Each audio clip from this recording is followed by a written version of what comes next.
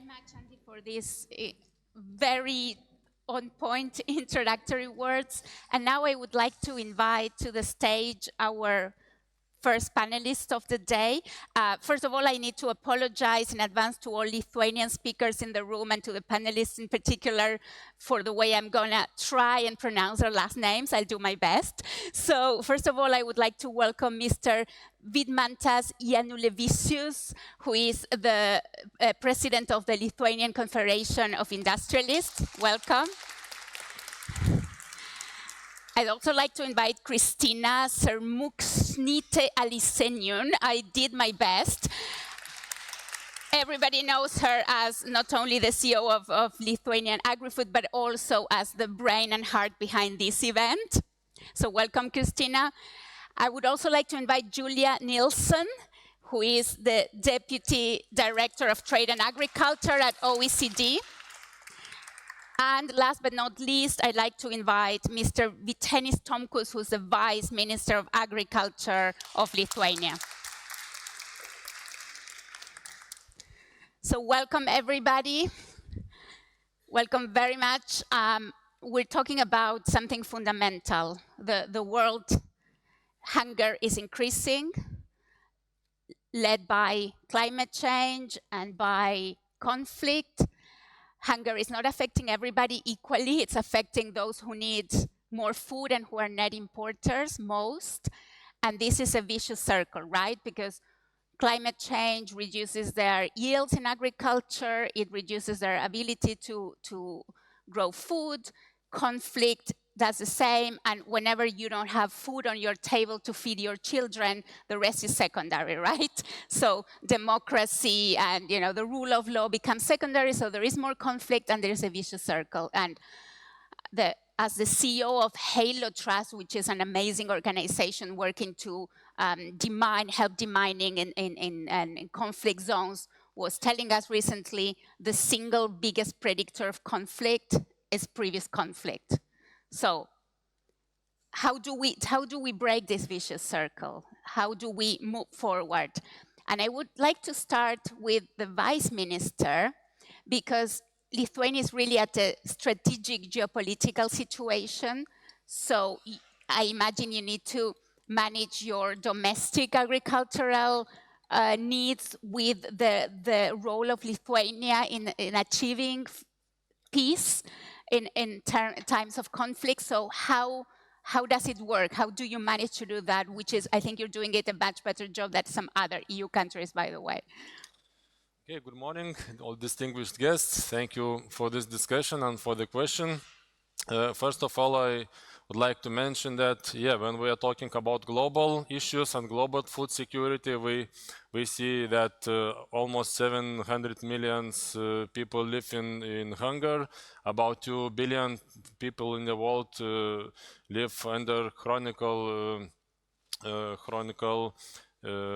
malnutrition. And when we compare, for example, African, Asian, Caribbean countries with Western countries and with Lithuania, in Lithuania situation a little bit better. We have about 3% of people living in poverty, and it's about 70,000 people, and this number was reduced by 1/3 last year.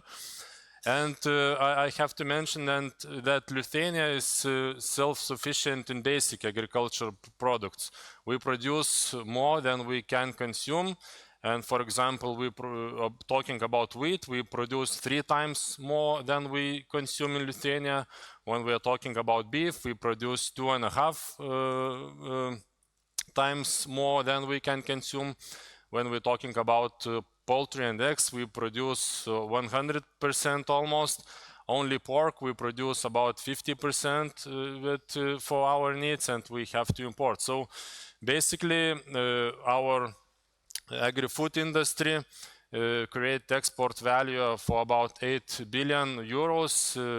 It was created last year, and we imported about 6 billion euros. So in that situation, we can export to more than 150 countries in the world, and we want to diversify our basic trade markets. to trade more with democratic countries, to focus more to Indo-Pacific region, such countries like Japan, Taiwan, South Korea, Singapore, Australia, also to focus to Middle East and United States and other new markets, and we can help others. First of all, in our region, now we see Ukraine facing challenges, brutally attacked, unprovoked war. And our mission here is to help Ukraine to help, because Ukraine is one of the biggest suppliers in global market. They supply to African countries, Asian countries, and now they cannot export their grains, their maize, barley, corn, and also sunflower seeds, rape seeds. So Lithuania, in all international formats, want to help and to advocate Ukraine. We have initiative to create alternative transport corridors for export, to open, for example, Baltic corridor, but now Ukraine exporting through solidarity lanes, through Romanian ports, when Ukrainian ports are being attacked, and this is a big issues for all the world, and the war in Ukraine impacts the prices in the world of the agri-food products, and so our one of the main tasks to help Ukraine and also to finish the war. But also Lithuania is very active in other international formats. We are members of FAO, Food and Agriculture Organization of United Nations. Now we are applying for the international IFAD organization, International Fund of Agricultural Development. And using these formats, we can help to other countries, not only Ukraine, but also to developing countries. And these instruments, these funds are dedicated to help local communities to strengthen their local economies, their villages. And if we want to reduce, for example, to stop immigration from Northern Africa and other countries, we have to help them to create their economies, to strengthen their economies. And this is one of the main tasks, talking about European Union. And also talking about European Union, Lithuania wants to help for countries that start negotiations, will start soon, for Moldova, for Ukraine, and of course for Balkan countries. We are sharing our knowledge. We want to strengthen their administrative capacities, and so we are acting in various formats. We want to strengthen this, that global system would respect the trade rules, international trade rules, because Lithuania, we faced coercion from some countries, and this should help to have more guarantees for stable system, for peace maybe, and the food should not be used as a weapon, as we see in Ukraine and in some other parts of the world. So that's a very wide question, a lot of topics we can cover in this. And Lithuania is a small country, relatively small, with very limited resources, but we do as much as we can, and we want to help others and to be part of this strong international society, and to help to face all global challenges. Thank you very much, Minister, and you've done a great job answering a very broad question with very concrete examples. I wanted to move now to Julia. What can you tell us, Julia, about the OECD research on this topic? Is there a link between agricultural policies, agriculture and trade policies, and peace in the developing world? It's a great pleasure to be here. I guess I'd first like to pick up on a couple of things that have been said by the keynote speaker, which I think are totally true, which is that we know that conflict is a huge source of food insecurity, but food insecurity is also a huge source of conflict. And I think the fact that he highlighted as well that trade is at the heart of food systems, but also the importance of trust. And I kind of want to come back on those for the kinds of things that we've looked at. I mean, we work across trade and agriculture, and one of the things we see is that, as the Vice Minister mentioned, all countries at the moment are looking at their supply chains, and they're trying to find that balance between the benefits of integrated global markets, which create the links between people, and those links, those economic links, are the incentives also to solve harder problems. So while trying to maintain that, they're also dealing with what have been revealed, and the Vice Minister mentioned one case of some genuine risks. So people are making some reassessments. And in many ways, the agriculture sector is ahead of many other parts of trade because you're used to managing risk and risk in an essential good for a long time. So the kinds of things that I guess what our research shows is to pick up on this point of the fundamental importance of global markets. Some countries can produce more than they can consume, but not all can.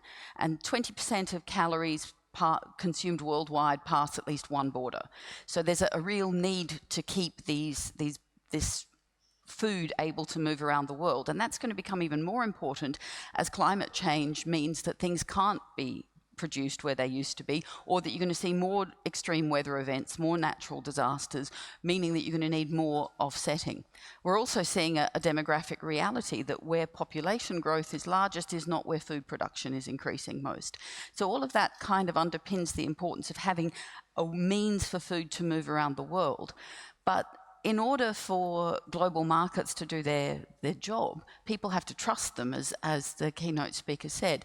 And trust is a very difficult concept. I mean, this is one of the reasons that we were part of creating the Agricultural Market Information System, which actually in French, when it was created under the French G20 presidency, is AMI, is friends, which aims to give transparency to global markets, provide information, and both calm markets about supply, but also dissuade bad behavior. So in the immediate wake of Russia's invasion of Ukraine, Amos played a very important role in saying there is enough wheat in the world. So wheat prices spiked 60 to 80%. They came back down after Amos was able to provide that reassurance.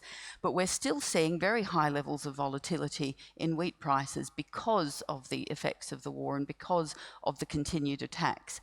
But what we're also seeing is and this is something else that Amos tracks, what governments are doing. So we saw a lot of governments responding in global markets by reducing tariffs, by creating solidarity lanes, by finding ways to help Ukraine export. Conversely, we also saw a number of governments introduce export restrictions, either on foodstuffs. We saw especially, wheat and rice and sugar, but particularly on fertilizers. And fertilizers spiked because energy prices spiked.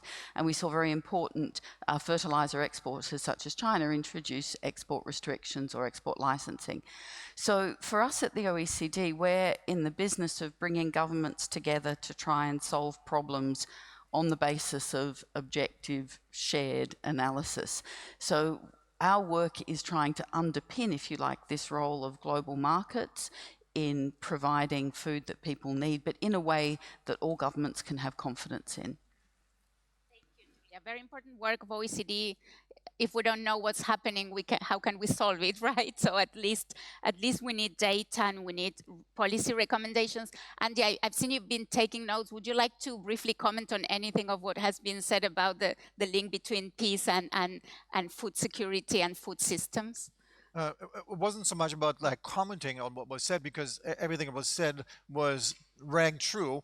I was just reminding myself what I probably should talk about when we're talking about the role of war on food supplies and food insecurity. So, and there are a few things that come to mind, right? So first of all, the Ukraine war caused a few real problems like supply chain disruptions, but also rising food prices. And I mentioned that rising food prices can actually start revolutions like the Arab Spring, right? And when you think about it, why is this happening? Well, there's the input prices, the price for inputs of the farmers has gone up. Energy prices are up, fertilizer prices are up, and of course, somehow it's got to be passed on. And when you look at inflation that comes with this, it hits the poorer people much more than the wealthier folks, right? So if you look at someone, Metin said it yesterday, he said in some developing nations, emerging nations, the people spend about 40% of their income on food. And if you now say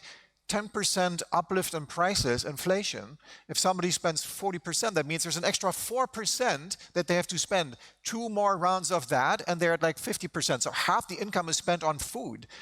Whilst if you compare to someone who spends 10% because their income is high, that's like an extra 1%. So it's like 11. So it really hits the people without money the hardest. And I think that's a real problem that comes on top of everything else, because the income distribution changes and social injustice, right, also comes. And I think one of the things that we do at EIT Food is we tend to look at how can we solve some of these issues, right? Can we find solutions for other fertilizers quickly? Can we find other sources? And I'll just give an example. In the COVID crisis, we immediately, the EIT, which is our funding body, made available some additional funds so we could invest in solutions that help to address some of the starkest issues of COVID. And we also had a bridge fund to invest in startups that were threatened by the crisis, right? And the same is true now with the war in Ukraine. There's a lot of companies now that can't get funding, and that's where, of course, those bridge funds helped.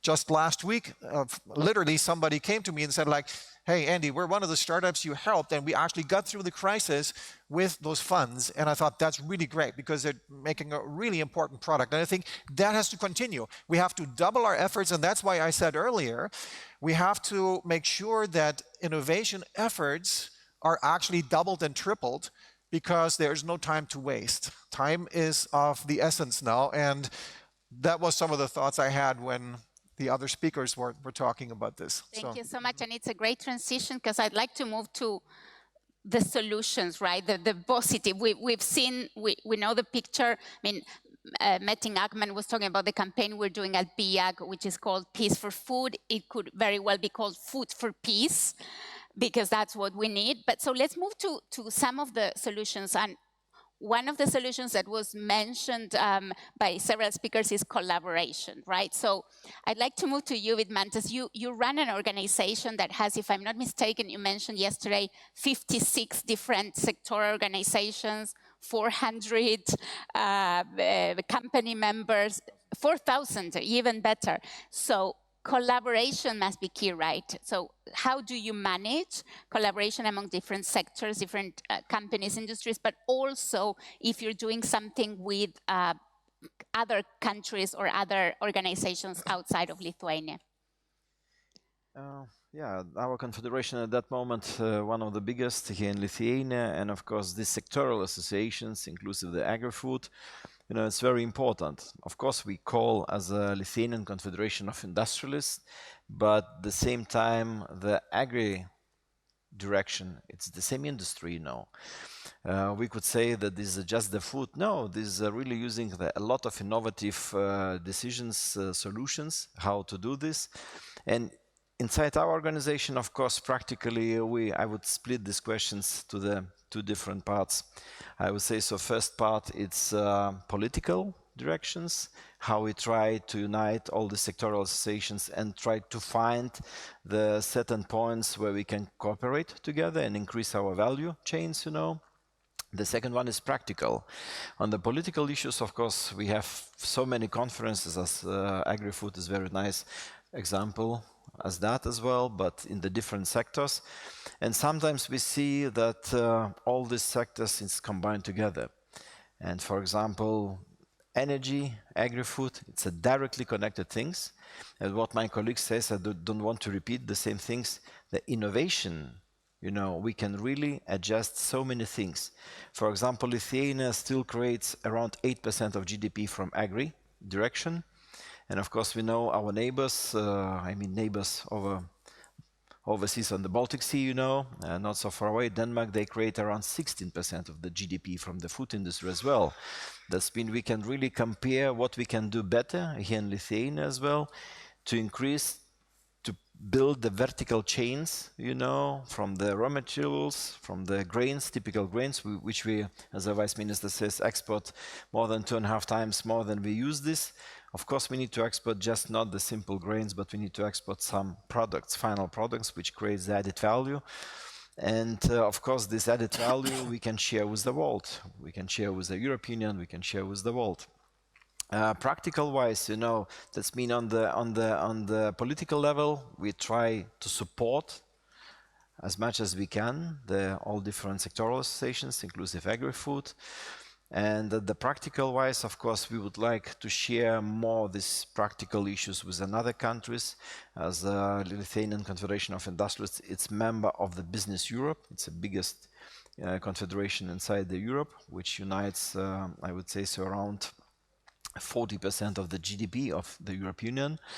And to share these best practices in practical way with our members, this is our direction. Perfect. Thank you so much. Thank you. And let's move to Christina now. Christina, I know you are very passionate about digital innovation. So maybe you can share with us what you are doing, what your organization is doing to achieve cross-border collaboration in that sector. Yeah, thank you for the question. Well, first of all, panelists have already mentioned and underlined very important things like trust, collaboration, coming over the challenges. Well, COVID and then later on the war in Ukraine has showed that we still need to work with the disrupted value chains. And it's not only for the agri-food, but the food security out of the sudden was one of the hot topics raised, and how can we deal with that? So first of all, in order to deal with those challenges, we need to have resilient, innovative food systems. And how to achieve that? That's only through transformation. Of course, transformations are always painful. And when we talk about the agri-food sector, that's most conservative and still least digitalized sector. But where I see a huge opportunity here, that's collaboration with the other sectors. That's cross-discipline, cross-sectorial collaboration. Because bringing the knowledge transfer, bringing the knowledge from other sectors, applying the initiatives, the innovations that have already been working for many years in other sectors could bring us faster results and could help us to transform those systems in a much a faster pace. Another very important question, which was not still mentioned today, that's about the lack of the labor, human resources. We've been talking a lot in Europe what could be done about this. And if we talk about reviving the regions or regional development in innovative ways, we need to be talking about upskilling, reskilling, new competencies gaining, and how can we combine those competences also from different sectors in order to bring the human resources where they need it in the right pace. Here, I would say, like Andy yesterday told to us very clearly, knowledge partners, universities academia comes in a very, very important point. So again, we are in the same circle about collaboration. When we just start talking about the resilience, about transforming systems, about creating new innovative food systems. It's again about collaboration, and it is academia, business, and of course policymakers, because without policymakers and such organizations as OECD, for example, with the deep knowledge and bringing research up front, it would not be possible to do things like that. Thank you, Christina. Vice Minister, is there anything you'd like to add about the best practices or your learnings of collaboration between Lithuania and other countries? Okay, when we talk about innovations and about collaboration, Lithuania is also active in this area, and government and ministry supports that. So maybe when we are talking about innovation, this is important for farmers, for businesses, first of all, to raise their competitiveness, to reduce their impact to environment and climate, to invest in digitalization and other things. And we have good examples. For example, we have innovative tractor which use biomethane and electricity, and emission is 30% less comparing to ordinary tractor. Or we have good example of Taiwanese investments here in Lithuania, AgriFood, one of the largest vertical farm in Europe, where greens are growing and using hydroponic system, using only water without soil, and the water consumption is less comparing to traditional agriculture. So Lithuania, we are acting in the international sphere, we are acting in European Union formats, in OECD formats. We have established European innovation partnerships in 2015 and implemented already 20 projects through that platform, and 50 applications were submitted, and for the next period another 40 applications planning to be submitted. And we encourage science, first of all, collaboration between science universities, research centers for developing of new projects, new methods. For example, one of the good example is implemented to use sheep wool in construction in order for insulation. Yeah, so it's a very innovative project. And another innovative project is related with use of biomethane gas and some other projects. So we are participating in Horizon Europe in 6 cluster, and we implementing now 8 projects, and these examples and these platforms we hope will help to find new innovative ways, innovative products in order to create more high value products, more added value products, to raise competitiveness, to reduce costs of the production of the products. And we have examples, for example, talking about funding and finances. In this period, about 260 millions are dedicated for innovations, for innovative projects, 50 millions for bioeconomics, and the projects which are innovative, they get additional points, and they are going up in the priority list. And yeah, innovations is very important. International collaboration with other countries. we have also coastal economy, and we are neighboring Baltic Sea. In Baltfish format with 8 neighboring countries we are working, and in other, in European, in OECD formats, members of global research initiative.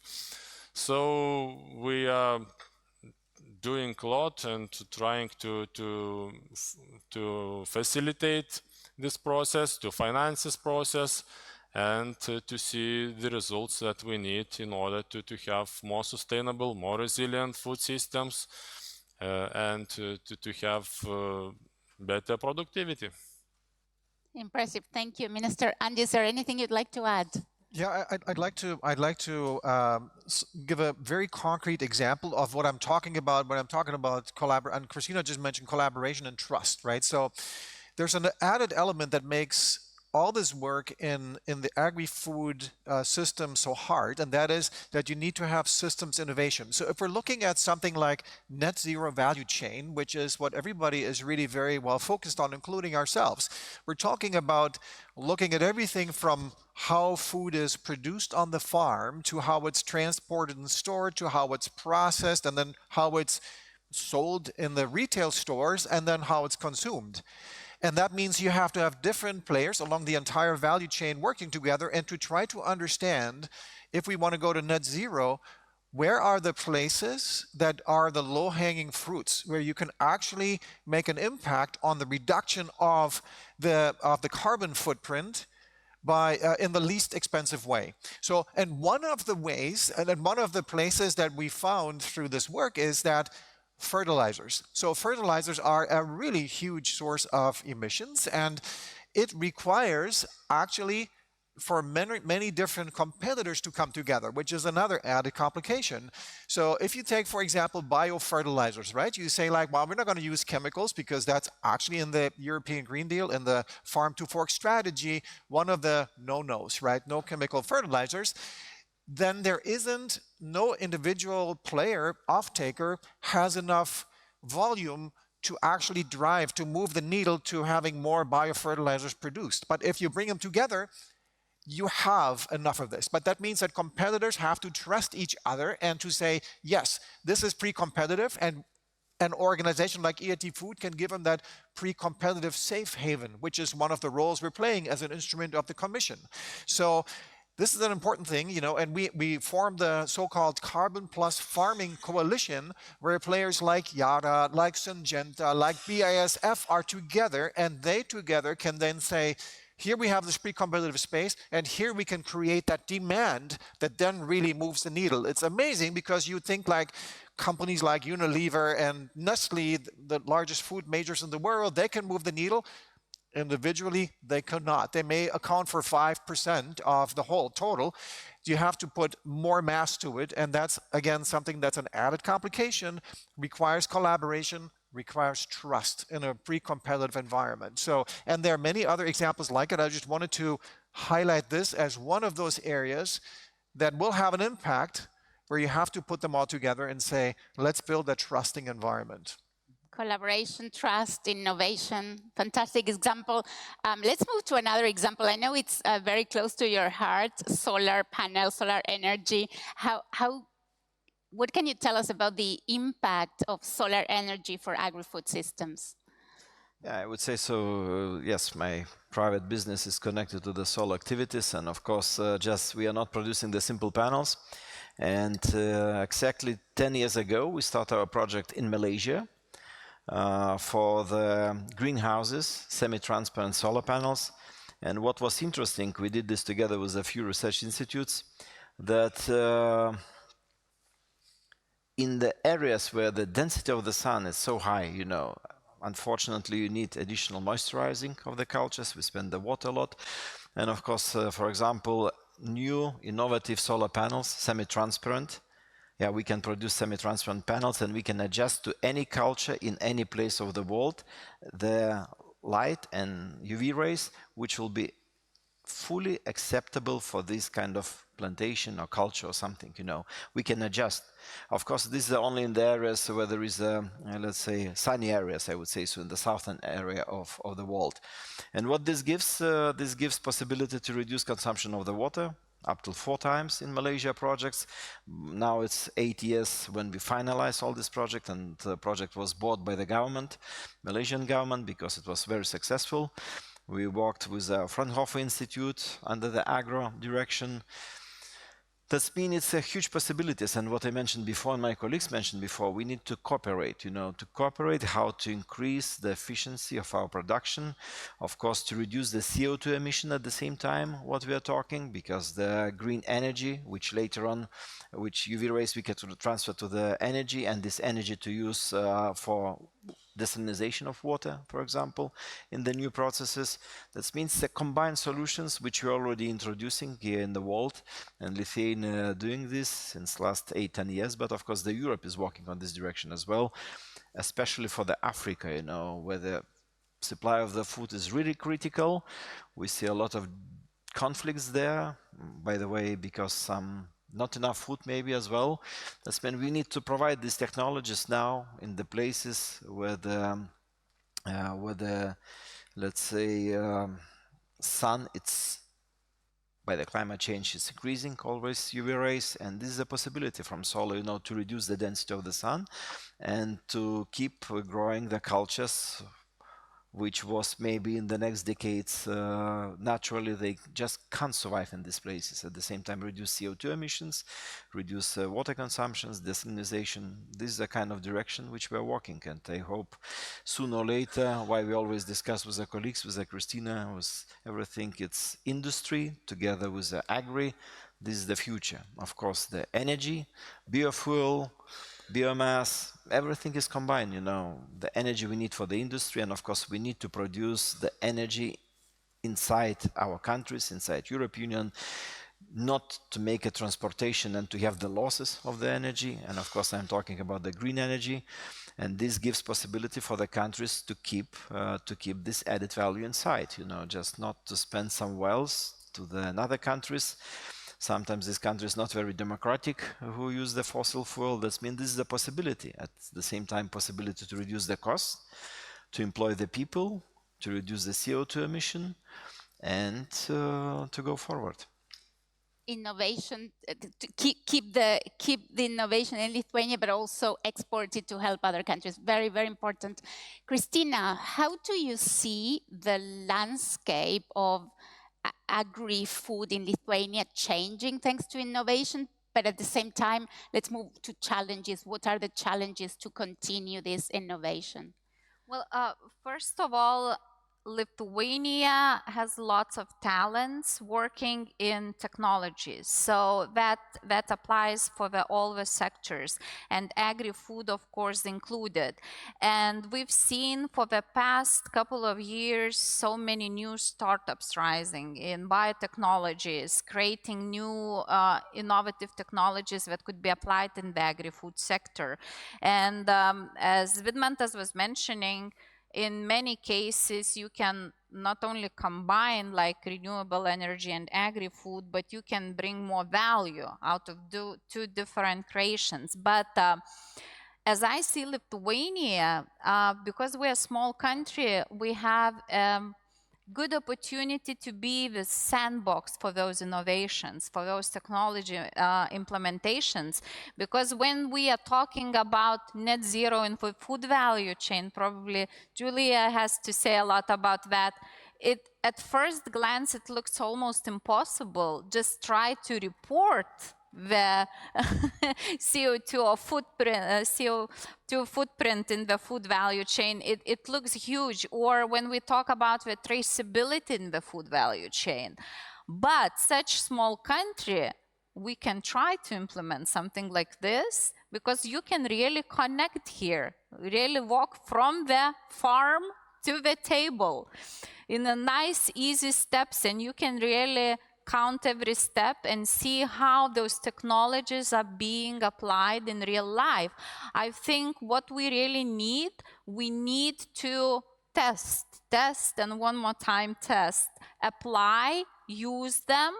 Only then we can learn what's working or not working. And then we can start moving forward, because when we are talking about sustainability is a huge thing. It has so many dimensions: economical, social, environmental. So we need to start applying bit by bit what we need into the agri-food sector, bringing the knowledge here, and testing how we can do to transform for the systems. Thank you, Christina. Julia, what can you tell us from an OECD perspective about the obstacles or the challenges to adoption of sustainable agricultural tools? Okay. Well, it's actually very interesting listening to this discussion, because I'm struck by just the fundamental importance of innovation if we're going to be able to, I mean, our own research shows if we're going to actually be able to feed the world and meet the Paris targets, we need to increase agricultural productivity by 28%. That's 3 times what we've managed over the last decade. So innovation is critical. And innovation is done by the private sector, but the public sector plays a really important role in incentives and structure. And actually, the report card for the public sector isn't so great. Across the 54 countries that we look at, all OECD members and large emerging markets in support, we actually see that of the 851 billion per year that goes in agricultural support, 106 goes to sort of general services to the sector. And the share that goes to agricultural innovation and knowledge systems has been declining. It's gone from, it used to be 3.2%, it's now 2.9%. So as a share of overall support, we're kind of going in the wrong direction. Equally, we have a lot of support that is about maintaining the status quo. So we have support that goes to specific commodities, such as beef or rice, which also happen to be the most carbon-intensive commodities, which are over 100 billion for beef and veal, and about 46 billion for rice. So these incentives are sort of pulling in a different direction. There's a coherence issue. And this also makes me think back to about food inflation, because absolutely the situation in developing countries is the one that should concern us most. And there's a lot of good work, especially by our colleagues in MDBs and FAO, happening there. But we also have an issue with low-income households in wealthier countries, because, again, we see this coherence problem. Government spent 115 billion in support to consumers over the last few years to respond to higher inflation, but they taxed consumers by 150 billion in terms of their higher prices from trade barriers. So that's sort of offset. So the first thing to do is get the incentives right. The second thing, I think, is really, if you're going to understand about turning that support into the right things, there's a lot to do to understand what the right things might be. So some of that is, we've looked at what are the sort of levers. What happens if you use a tax? What happens if you use an abatement subsidy? What's the role of regulation? What happens if you introduce reforms? What does that mean in terms of trade-offs for food security, for the environment? Do you need to have parallel efforts to stop deforestation? So there's a whole bunch to understand there. There's also a lot of work to be done on how to design good environmentally beneficial subsidies. So if I want to pay farmers for ecosystem services for doing the right things, how do I design that? And one of the things that we've seen is the best way to do it is actually results-based financing. Let the farmer decide what's the best way to achieve that outcome, because farmers know an awful lot about their context. That said, we often can't measure outcomes, so we end up saying, okay, we'll pay you for processes as well. And so we're going to be in a hybrid world. But we're also looking across at how you can encourage consumers to do things differently for sustainability. So we've looked at lessons from nutritional labelling for sustainability labelling, and what might that do. So I think there's a lot to be done on sort of get the incentives right, get the policy frameworks right, look at what you can do on the new stuff. But I guess my final point would be focusing on the farmer, because there's lots of good ideas that don't happen. And they don't happen because of that last mile. How do you get people to do something different? And that's both support, it's information, it's extension services, it's trust, it's feedback loops and listening to them. But it's also, as I think others have said, investing in the resilience tools to help that transitional pathway. Thank you, Julia. And as you said at the beginning, innovation comes from the private sector, but the public sector needs to facilitate that environment, correct? Thank you.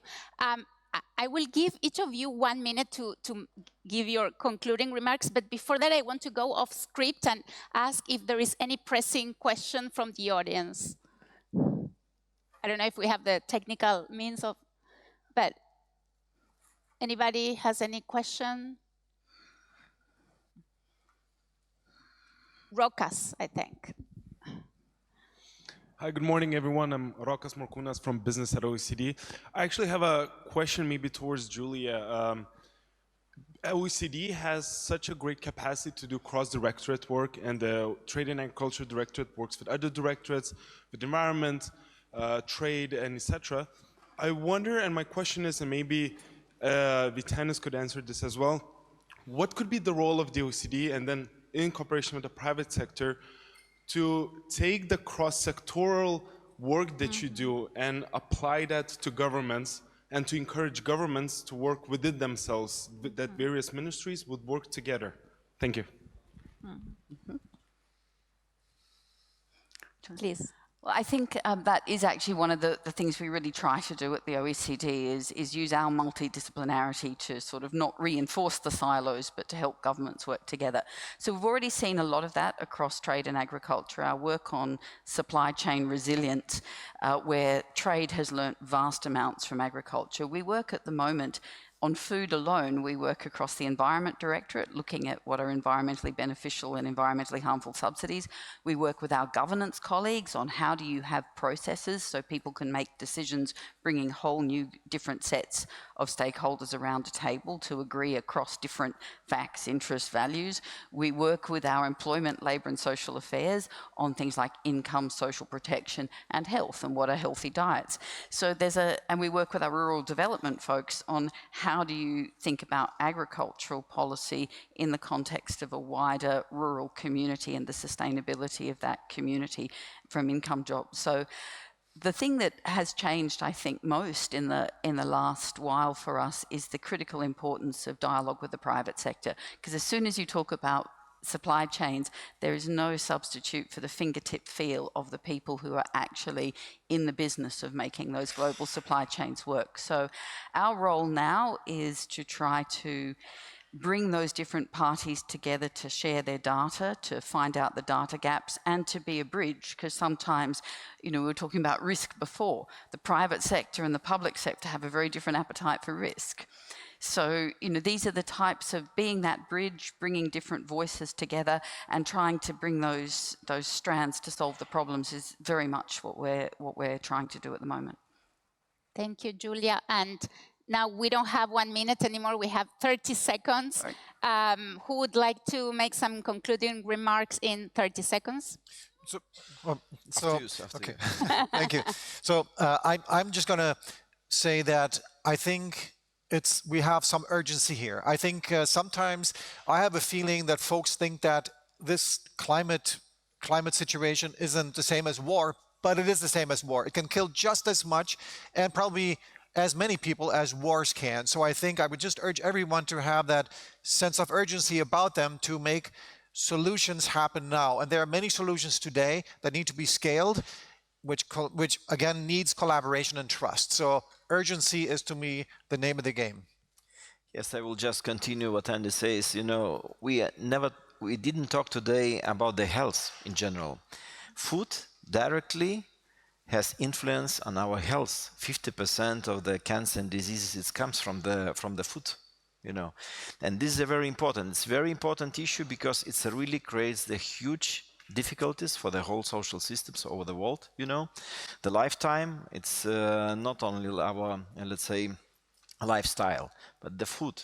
And of course, we need to make a cross-border crossing really with a lot of industries here to reduce the possibilities, to reduce the CO2 emissions, of course, firstly, then to reduce the price and cost that food would be acceptable for all the world, And, of course, to be with a really ecological food, because we could prolong the lifetime of our people. We could save billions on that, And this is one of the directions where we need really to be focused now. Thank you. Christina? Yeah, so for the ending, so in order to build this resilient, innovative food ecosystems, what we need knowledge or knowledge transfer, then we need access to funding. We must not forget about that all the time. Yep. Then who we need ambassadors, showcases, use cases. Even today, I know there are very innovative farmers participating here, so we need to show off so they can share their experiences. And at the end, of course, networking, collaboration. That's the basics. Thank you. I think I agree with everything that's been said. For all the problems that we deal with, whether it's through from sustainability, innovation, getting policies right, boosting resilience, you need international cooperation, whole of government coherence, and stakeholder engagement and dialogue. Thank you. Yeah, and of course, food industry have to adapt to the changing consumer needs to produce more organic products, more healthy products, to reduce carbon greenhouse emissions, to abandon fossil fuels and to use only renewable energy in the future. And all these steps, starting from producing, processing, and in all these steps, we have to have more efficiency and better competitiveness, and to meet needs of the consumers and of the global population. Thank you very much to each of you for a very enlightening discussion, and I would ask for a big round of applause for our speakers. Thank you very much.